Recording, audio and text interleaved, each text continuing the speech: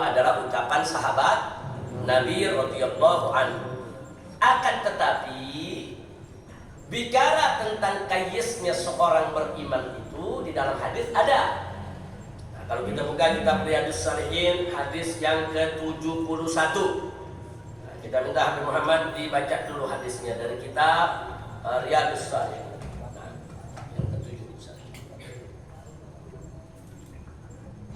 Bismillahirrahmanirrahim. Bisanadikumul muttasil إلى الإمام العلامة المجتهد محي الدين أبي زكريا يحيى بن شرف النووي رضي الله تعالى عنه ونفعنا به وبعلومه وبعلومكم وعلوم سائر الصالحين آمين. آمين.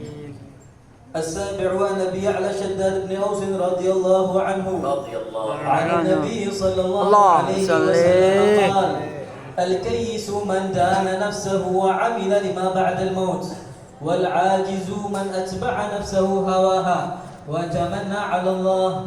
رواه الترمذي وقال حديث حسن. قال الترمذي وغيره من العلماء معنى دان نفسه حاسبها. جزاك الله خير. أحسنتم. بارك الله لكم في جميع حركاتكم وسكناتكم.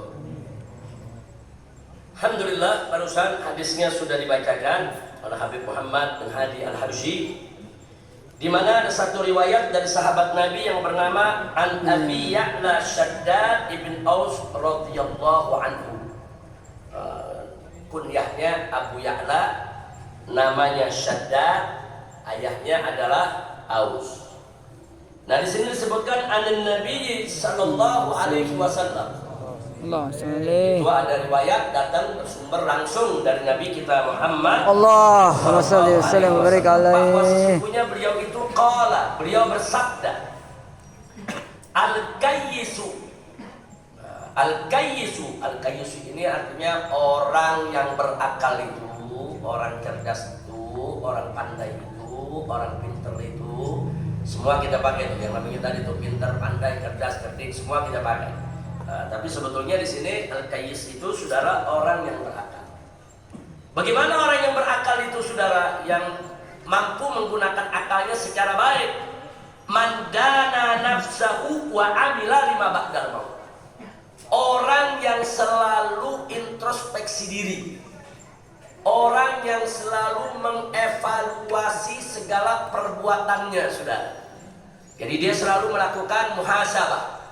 Nah, orang yang selalu melakukan muhasabah wa amila lima ba'dal maut, dan dia selalu beramal untuk apa? Untuk menghadapi apa yang akan terjadi setelah kematian.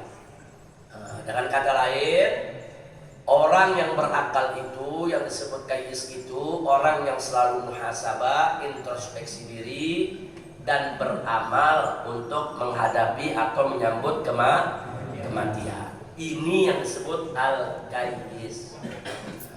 Jadi kalau orang al-kayyis itu, orang berakal itu ya selalu dia muhasabah diri, saudara. Jadi orang-orang mukmin yang tadi disebut Anas bin Malik, al-mukminu kayyisun faqih, saudara, bahwa orang mukmin itu adalah orang yang berakal. Ini yang dimaksud berakal. Orang yang selalu introspeksi diri dan melakukan amal soleh untuk menyambutnya datang kematian. Itu yang disebut kayyis, saudara. Baik, kebalikannya kata Nabi, wal ajiz. Ajiz ini orang yang lemah, saudara. Ajiz orang yang lemah. Tapi yang dimaksud lemah di sini, saudara, tentunya lemah akalnya, lemah imannya, saudara. Lemah dia punya takwa kepada Allah Subhanahu wa ta'ala. Kalau al-kayyis tadi kuat imannya, akal, dia berakal, saudara, dia gunakan akalnya. Sedangkan al-ajiz, orang yang lemah akalnya itu, lemah imannya itu, man atba'a nafsahu hawaha. Orang yang, saudara, dia membiarkan dia punya diri mengikuti hawa nafsunya. Dia nggak tahan dirinya, dia nggak tahan perilakunya. Nah, justru dirinya, saudara, membiarkan dia punya diri itu, akalnya itu membiarkan. Lalu dia punya diri itu, dia punya jiwa mengikuti apa kemauan hawa nafsu. Wa tamanna 'ala Allah. Ini orang yang banyak berangan-angan. berangan-angan kepada Allah, pengennya masuk surga, sholat gak pernah. Kalau cerita saudara pengennya saudara jadi orang soleh tapi belajar ilmu nggak mau, pengen jadi orang bertakwa, jadi ulama tapi belajar nggak pernah.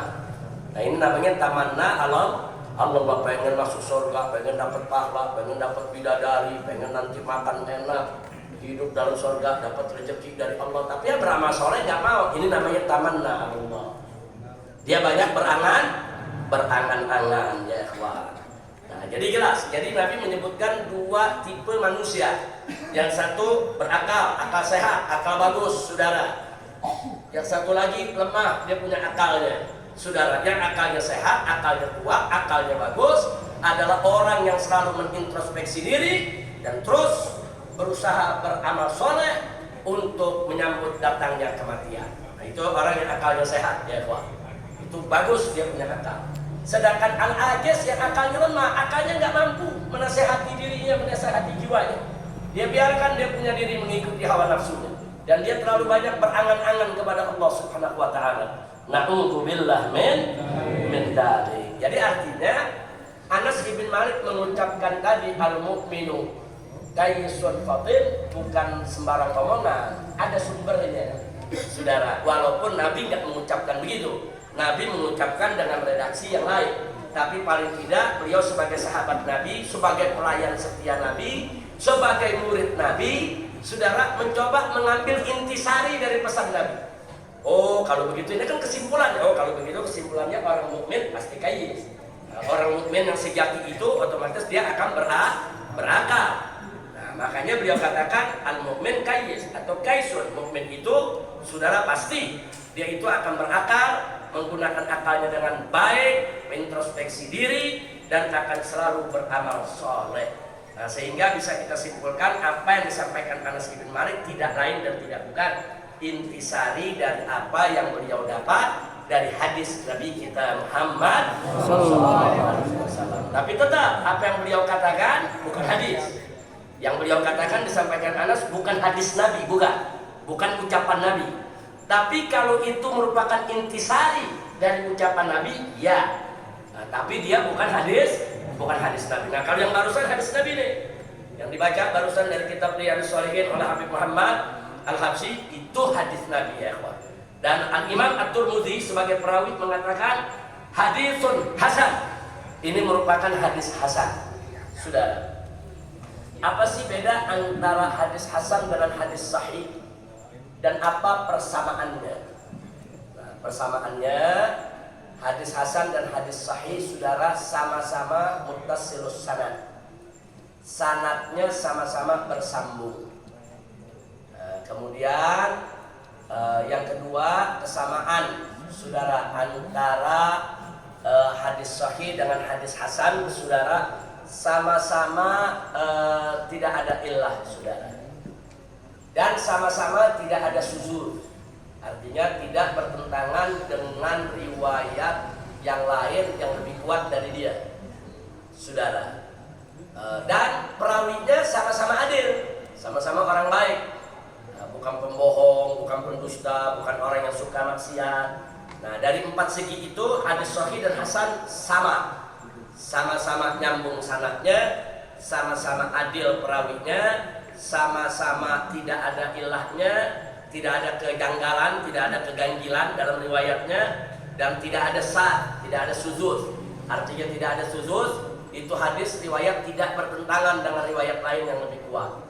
Nah, di sini posisi hadis sahih dan hasan sama dalam empat masalah tadi. Nah, bedanya satu, kekuatan hafalan perawi. Saudara, jadi kalau hadis hasan perawi itu hafalannya katakan 90%. Tapi kalau hadis sahih perawinya hafalnya 100% ya, Tuhan. Nah, untuk mengukur itu seperti orang saudara ada hafal baca surat Al-Baqarah, bacanya lancar, gak ada berhentinya udah ya, Tuhan. Itu hafalannya 100% itu. Tapi ada yang hafal, cuma kadang-kadang berhenti, kadang-kadang hafalannya dia berhenti, dia ngulangi lagi, dia ingat-ingat, kemudian dia terusin lagi ya, hafal juga. Nah, cuma tidak seperti yang pertama. Nah, kalau perawi punya hafalan full, ya, Yang saya katakan dari 100% itu hadisnya sahih ya ikhwan.